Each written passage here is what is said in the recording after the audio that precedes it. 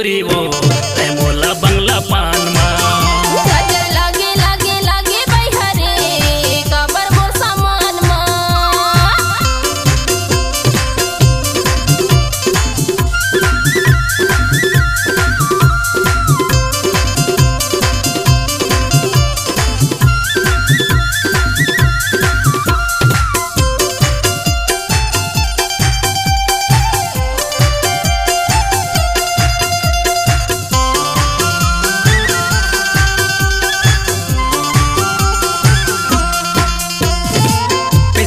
चुना तोर कट्ठा नहीं रंगाय सिट्ठा लागे पान तोर थोर को नहीं मीठा सिट्ठा लागे पान तोर थोर को नहीं मीठा पिछ चुना तोर कट्ठा नहीं रंगाय सिट्ठा लागे पान तोर चिटकू नहीं मीठा सिट्ठा लागे पान तोर चिटकू नहीं मीठा मोहनी खवाए गोरी वो ते मोला बंगला पान मा का मोहनी खवाए गोरी वो बंगला पान मा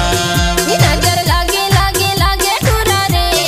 काबर मोर सामान मा नजर लागे लागे लागे बैहरे काबर मोर सामान मा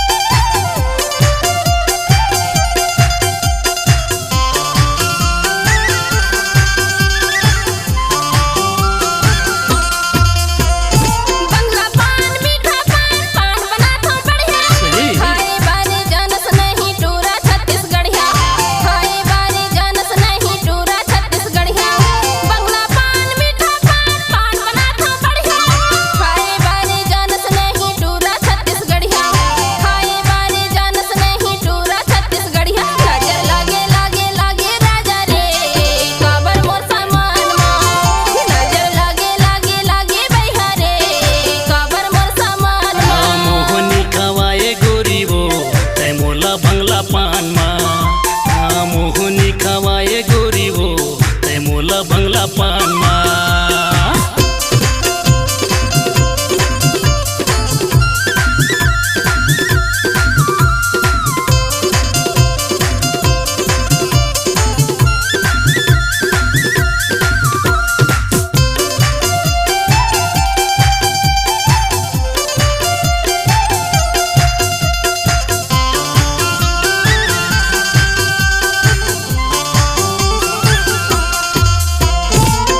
पान थेला मा सबला जादू डारे